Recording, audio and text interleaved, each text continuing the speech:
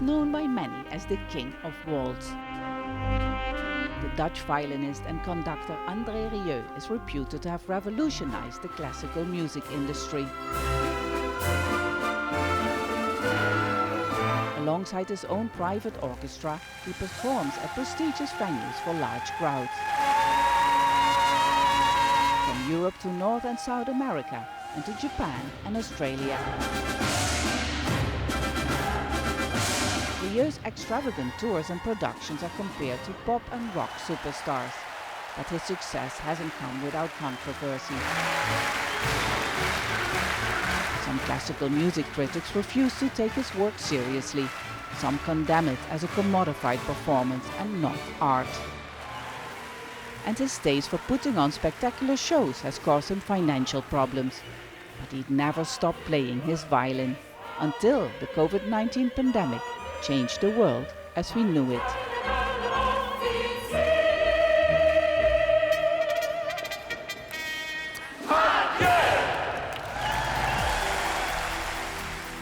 I'm steadfast in Maastricht. We've come to one of the oldest cities in the Netherlands to meet the so-called King of Waltz. Andre Rieu talks to Al Jazeera.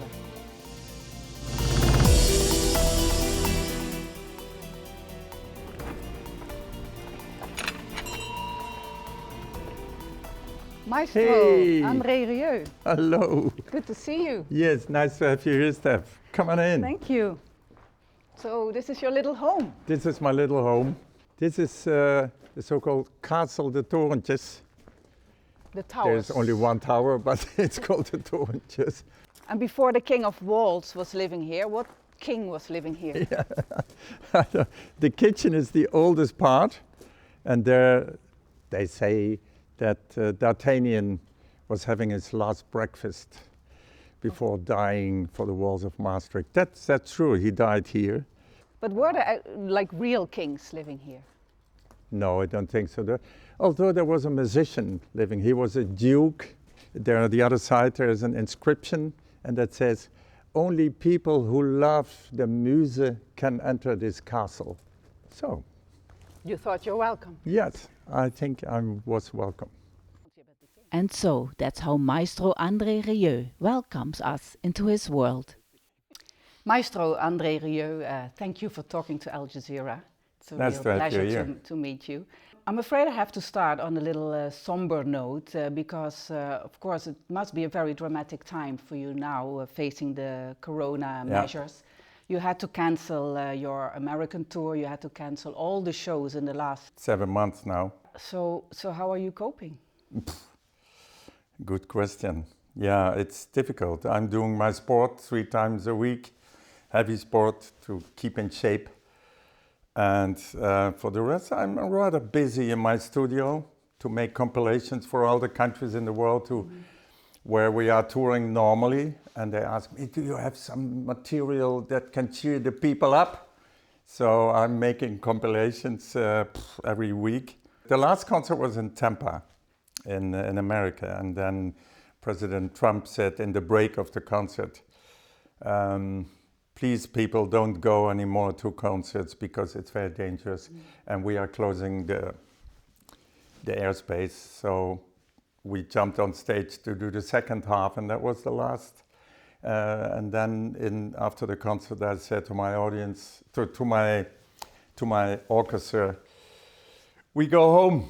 So and then we bought tickets to go home for 110 people because we are traveling around the world with some 110 people.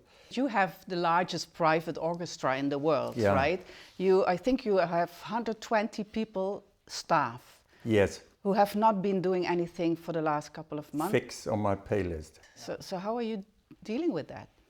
The money goes the wrong direction. Luckily, we did some good years, but it's now 7 months, almost 8 months. So it must stop, otherwise I'm going to be bankrupt. How long can you last? The government is supporting us, luckily. But they are speaking now of diminishing, so we have to sit down and count, but some months and then it's the end. And that would be very sad. But as I told you, I'm a positive person. The vaccine is coming. The medicine world, they know already much better than the beginning how to treat ill people. So I think in some months we jump on stage. Your passion is to bring people together, Yeah. to bring large crowds together. Yeah. With the medicine of music, you're making people happy. That's your key recipe, basically. Yeah. And that's exactly what you're not allowed to do right Yeah. now.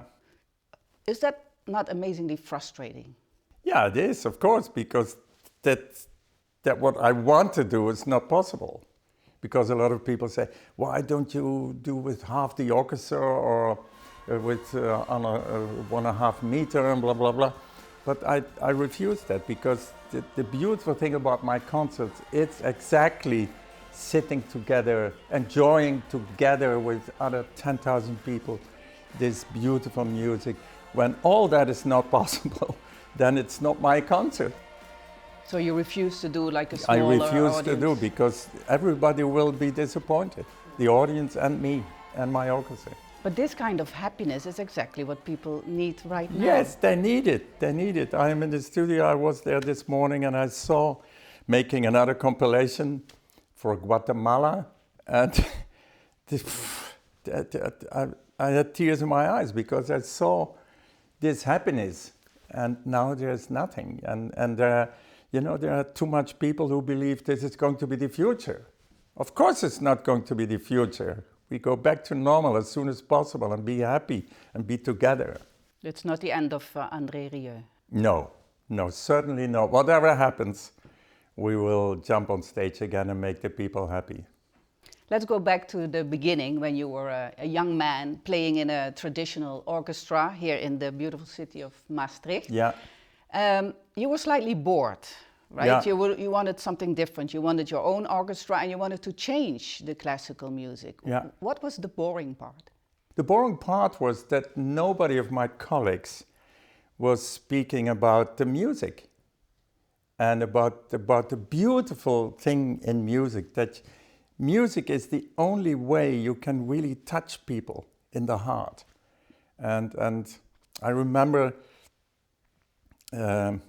somebody, I was very young, and somebody was ill. We knew her, and the husband asked me, she's dying, do you want to play for her before she died? And I played the Torselli Serenade, and because she loved that, and she was lying there, and he said, don't think that she is going to react because she doesn't react on anything. But then I played, and she reacted, she opened her eyes. And so music is so powerful. That was the moment that in my head grew the idea, I'm going to form my own orchestra. And I will pick up people who play with their heart. And that's what I did. It was a long way, but I succeeded. And now I have a bunch of musicians around me who really play with their heart. And you see the result. You really changed classical music, at least the way it's perceived right now, right? No, don't change the classical music. The classical music is there and it's beautiful and I love it and I know the whole repertoire. But what I don't like in classical music is that the people sit there playing with their face as if they're already dead, and there's no humor and it's forbidden almost, and that's what I don't like. You have said that Mozart, in his time, people were around him humming the songs, basically. Yes, yeah. It was part of everyone, the people, and not, Exactly. not only the elite. In his time, there was not this difference. Everybody knew his music. Why did that change? I don't know. I'm not a historic, but I can see that nowadays it's classical music is something to say, okay, I'm more than you because you don't like classical music. And I hate that in people when they think that they are more than other people. Why is it important for everyone to be able to enjoy classical music? Because classical music is the most beautiful thing there is. And you have to bring it in a normal way that everybody can understand it. You are also frowned upon, right, by the classical, some circles in classical music who say that you are turning classical music in sort of a Disneyland for adults, or that you are playing classical music for people who don't really like classical music. How do you respond to these kinds of... I play for everybody, and that's what I see in my audience. There's the professor sitting next to the cleaning lady and the little boy next to the grandfather. So it's all layers of the population and also all ages. And it's really fantastic to see that. And everybody with a smile on their face or with tears in their eyes. You see that they react and that they are there, lively. And that's why they fly from the Fiji Island to Maastricht to be in this experience. You don't feel they're looking down on you, that they're sort of more like a higher standard of classical music? Yeah, I think so, yeah. I don't know why. Because they feel they have a purer form of classical music? Yeah, perhaps. When I play the overture or Traviata, they say, no, you must play the whole opera. But you don't care? No, because I'm on stage with all my responsibility and my whole education. I had my whole education on the conservatory. My teacher always said, we were in Brussels, Andre Rieu was my teacher, and we were with peoples of 24 nationalities, and they all played better than me. But he said, you play the most beautiful. And that is still in my head, because that's what I want. When I was young, I was standing in front of the window looking outside to the beautiful girls, and I was always playing beautiful melodies, and my mother said, you have to study your scales. So it's not about the perfect notes, it's about the way you play it? Of course it has to be perfect, but it's the way you play the perfect note, I think. And what way is that? With your heart. Sorry, that's the only thing I can explain. It's with your heart. Why do I play the violin? I want to touch you. I don't want to show you how good I am. You see the difference. And that has turned into a mega $1 million business. But it's the same, still that principle. But was that the idea from the beginning, that you wanted to turn it into a huge business? No, that was a growing thing. I didn't know that it would explode like that. You're in the leagues of the Rolling Stones and all the other very famous international artists, and looking at selling and... Yeah, 1 year we toured with a copy of the Schönbrunn Castle, from Vienna. I had a silly idea of making a copy of that thing, 1-to-1, with the fountains and the horses and everything. And that year I was bankrupt. But that year, Beyoncé was number 1, Madonna, I think, number 2, and then I came. Andre Rieu from Maastricht. Andre Rieu from Maastricht, selling tickets. And in Australia, I was number 1, 2, 3, 4, 5, 6, 7, 8, 9, 10, and 11 was Pink in the charts. So you're laughing now, but how does that feel? Yeah, I was proud. I was proud. Did you ever imagine when you were growing up in Maastricht that you never would become this kind of rock star?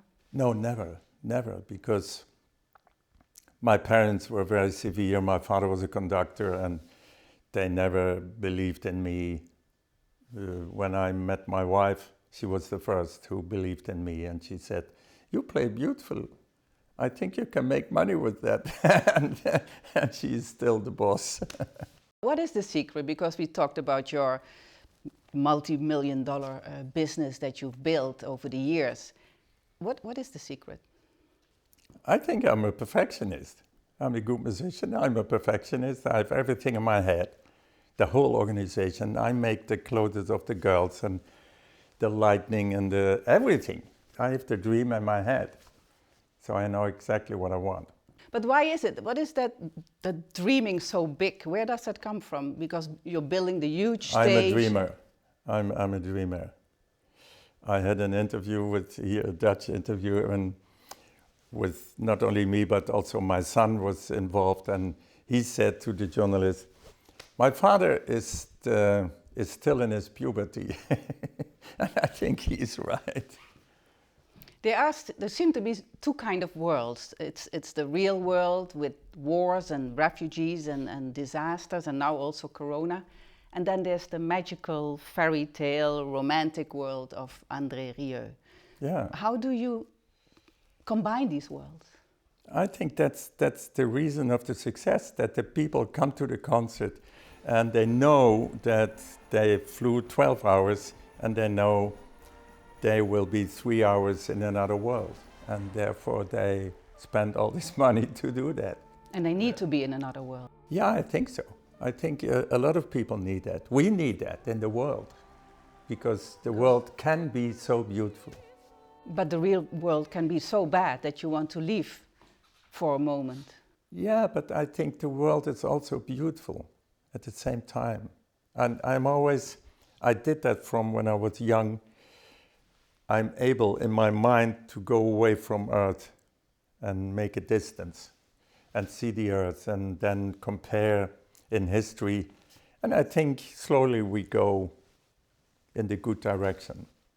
What is the part of the real world that worries you the most? Except, of course, from the Corona crisis right now. I think we are all egoist. Everybody's only thinking of me. That's the worst thing. That's the worst thing we do, I think. When we could try to have respect for another one and try also to think about the good of the well-being of another person, that would be ameliorating the world a lot. When I watch your concert, I can see that you actually want to bring people together, and not only people from one culture, but mixed cultures, right? Everybody. For you basically globalization symbolized. I always said my music is for everybody. We are all the same human beings. Yeah. We have a warm heart that is beating. If we are Islamic or Inuit or African or whatever, we are all the same. Yeah, but at the same time, the world is getting more individualistic. People are thinking more about themselves, and there's also increasing intolerance. No. Like what you see here, for example, in Holland, there's a lot of intolerance towards other cultures right now. Yes, but that was much worse in the old days, much worse. Now we live together, and of course, when new refugees come, then they say, well, but there are also a lot of people who say, no, let them come, we are rich, we have place enough and money enough. So you don't see that declining, this feeling of tolerance? No, I don't see that, no. Because that's what I feel when I look around here. Yes, but I don't feel that. I think, of course, there are places in Canada, for example, they say, okay, let them come, and they have the whole system to do that. But I think it's exaggerating when you say that there are certain places where it declines. I don't want to believe that.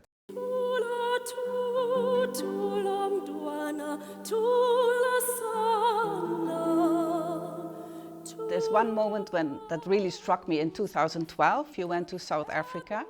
And you had a very special concert. It was a guest appearance of Kimi Sote. Yeah. And you were crying. I'm always crying. Don't start to talk about that, because then... But why were you crying at that moment? Oh, because it was a risk also, you know. There were all white people in the audience, and I said, I want to bring a black singer. So I didn't know if they would... Woo. But they all cried because she sang the lullaby that all the nannies who were black sang for all these fat white South Africans. South Africans sitting there. And they were all crying, so that made me cry. But you had a mission with this. Yeah, that was a sort of mission. Yeah. What was that it, was the a mission? Sort of mission. That I wanted to bring a black singer. Because music is for everybody. There was not one black in the audience, and that struck me. So, and we gave 5 concerts on a row. Nobody did that. I think Celine Dion did 2, and I did 5. So, but all white, And so I wanted to bring, and it was a big success. But would you rather have also more black people in the audience? Yes, of course. If I would have to give a color to your music, it would be white, because the origins of classical music comes from white Europeans, right? And your audience is very often white. Yeah. Is that something you really want to change? Are you looking also to have more people from Suriname or from migrant backgrounds here in the Netherlands? No, I think it's you call it white, but I call it international. So all the music I play because it touches my heart.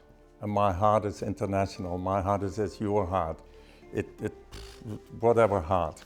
And therefore my music will work everywhere. And I proved that it worked everywhere. Yeah. I could go to, I have a lot of friends in Jordania or in Iraq. Iraq also. There were people from Iraq. And they love my music, and they never ask, could you play Iraq music? No, it's my music, because it's my heart music. And you have big ambitions. You started with 13, I think, musicians in 1978, right? And that has grown tremendously. Where's the limit? Oh, there is no limit. The moon. Playing in the moon, on the moon? Yeah, I would like to play on the moon. Yes, I would like to be the first with my orchestra to go to the moon, because further it's not yet possible. But the moon, Richard Branson promised me to build a hotel, and I would be the first to play there. But where's the hotel, Richard? So you need a hotel, you need a place. Yeah, of course, yeah. I cannot play in the open air. But you're serious? Yeah, of course. That's in the bucket list, the moon. Yeah, that would be something nice. Anything more realistic in the short term? Yes, more realistic is simply going on like this. Stay healthy. I'm 71. I'm going to be 140. You're halfway in your life. Halfway, so yeah, that's what I have in my head. But is there anyone you really want to play with, or is there any location you really would like to play? A lot, but as I tell you, I have 70 years to go, so time enough.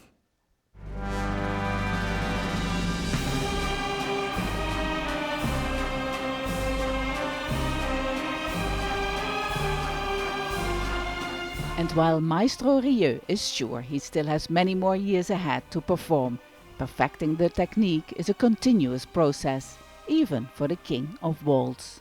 Now in Corona time, are you still playing the violin? You're right, yes, of course. Every day? Every day, yeah. Because you need to practice your fingers? Yeah, of course, like an acrobat. When you don't practice, you fall down. But also for your soul, you need to play every day? That's a good question. No, it's not for my soul. For your fingers? For my fingers, yeah. I'm a professional, so I don't... People say, what music do you listen to comfort yourself? I never listen to music. No music? No. Because I was wondering, are you listening to pop music or maybe jazz? I listen, my sons, they listen, my grandchildren, they listen, my wife always listens to music, but I will never put music on, not in the car, never. So the only music you hear is your own music? And the music I hear around. The most beautiful music in the world is silence. It's true. No, but so to come back to your question, I never play violin to come in another atmosphere. That I do with my violin with you and with my audience. It doesn't comfort yourself in a difficult time? No, when I'm on stage, I'm thinking, is that okay? Is that okay? Is that, oh, he's playing a false note, the light is not done. I'm... What do you miss the most? The audience, the smiling faces and the happy faces, and I feel that now. We sold 700,000 tickets last year before we had to stop. And so all these tickets are still there, and the people write me mails and say, Andre, even if we have to wait 10 years, my ticket is here and we wait for you. And that gives me such a warm feeling. But I don't feel that as a burden. It's like that. I always lived with that, and I love it. I love to have responsibility. I'm the king of the walls. Thank you very much, King of the Walls, Andre Rieu, for talking to Al Jazeera. Thank you very much. Thank you.